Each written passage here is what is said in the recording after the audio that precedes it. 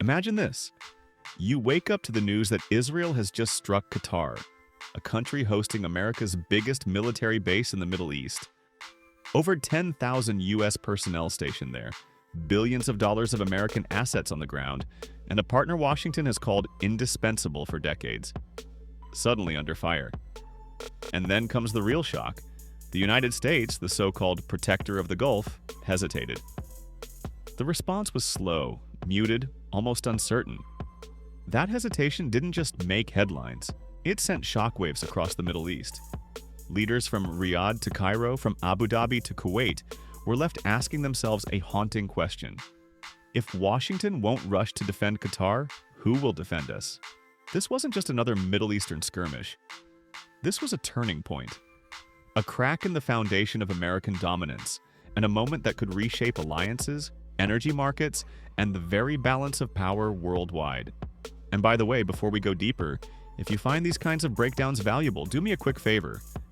Hit that like button and share this video with friends who follow global affairs. It really helps spread the word and keeps this channel growing. Now, let's unpack what really happened, why it matters, and why the United States may have just lost something far more valuable than oil or contracts: the trust of the Middle East. Qatar isn't just another Gulf state, it's a powerhouse. Hosting Al Udeid Air Base, the largest American military installation in the region, it's the nerve center of U.S. operations stretching from Iraq to Afghanistan. Beyond its military role, Qatar is an economic titan. With about 13% of proven natural gas reserves and exports of over 80 million tons of LNG each year, it literally keeps lights on in Europe and fuels the growth of Asia's giants: Japan, South Korea, China, India. Its sovereign wealth fund, with nearly $500 billion under management, holds pieces of London's skyline, top European banks, and even luxury U.S. real estate. So when Israel carried out its strike, the expectation was simple: Washington would leap into action. Instead, President Trump hesitated. He was informed by the U.S. military, not Israel, minutes before the strike, and only reached out to Qatar after the attack was already over. In the region, where timing speaks louder than words, those lost minutes were devastating. Was Washington blindsided? Was it complicit? Or was it simply unwilling to risk upsetting Israel? The questions spread quickly, and with them, the seeds of mistrust. Here's the thing. For decades, Arab nations tolerated U.S. dominance because Washington promised something priceless: protection. Arms deals, energy contracts, political compromises, all of them rested on that guarantee. But the silence over Qatar? That tore the veil. If Qatar, with its wealth and American presence, wasn't safe, who was? And here's where the hooks in this story really start.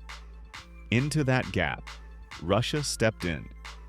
Moscow immediately condemned the strike, loud and clear. The Russian foreign minister didn't mince words, contrasting America's hesitation with a show of decisiveness. And Arab leaders noticed. Suddenly, the UAE was expanding its purchases of Russian weapons. Egypt was signing massive energy contracts with Moscow. Saudi Arabia was doubling down on OPEC+ coordination with Russia. The message was clear: if Washington won't act, maybe Moscow will. Meanwhile, BRICS, once seen as a loose economic club, was gaining momentum. The dollar's dominance in global trade, especially in oil and gas, had already been under pressure, but now Gulf monarchies were openly testing alternatives. Deals in yuan, contracts in rupees, trade bypassing the dollar altogether. The Qatar strike didn't create this trend, but it put it on steroids. Think about that for a second. The very foundation of America's global power, the dollar as the world's reserve currency, is being chipped away, one oil contract at a time. Energy markets felt the tremors immediately. With Qatar destabilized, LNG prices spiked. Europe panicked, Asian markets scrambled. Oil prices surged as Gulf nations quietly questioned whether their long-term security should really be tied to Washington anymore. And here's a detail that should make everyone sit up. Saudi Arabia has already accepted yuan for some shipments. The UAE is actively exploring non-dollar trade.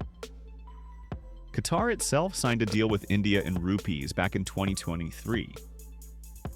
These aren't symbolic moves, they're cracks in the dollar wall. Now, let me pause here and bring you in. What do you think? If the dollar loses its grip on global energy trade, do you believe America's influence will collapse quickly? Or will it adapt and find another way to hold on? Drop your thoughts in the comments. I read them all, and the community debates here are always insightful. Let's get back to Washington. After the strike, the Trump administration scrambled to contain the fallout.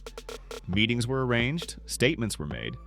Trump even met Qatar's leadership in New York, but the mood was icy. Qatar didn't show up as a junior partner. It came with leverage. It supplies nearly a quarter of the world's LNG and has growing ties with Russia and China. Trump, by contrast, came with muted condemnations and no accountability for Israel. For Arab leaders, that was the final straw. They saw Washington trying to straddle both sides, appeasing Qatar with polite reassurances while quietly standing by Israel. It looked less like leadership and more like damage control. And here's the uncomfortable truth. In the Middle East, respect matters more than rhetoric. Russia and China are offering respect. They're also offering arms, energy deals, and financial systems that bypass American control. Every time a Gulf state signs one of those deals, billions that once flowed to U.S. companies flow eastward instead. The broader implications are enormous.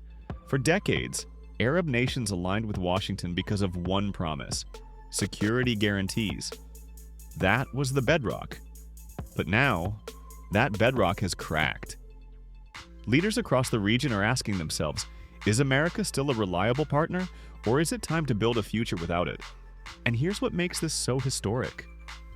Once that perception sets in that America can no longer be relied upon, it's nearly impossible to reverse. We've seen it before. Trust is fragile, and in the Middle East, betrayals are never forgotten. Russia is moving into America's old role as security guarantor. China is building the economic alternative, weaving Gulf states into its Belt and Road and drawing them into yuan-based trade. And BRICS, once dismissed as symbolic, is starting to look like the foundation of a post-dollar world. The Qatar strike wasn't just about Qatar.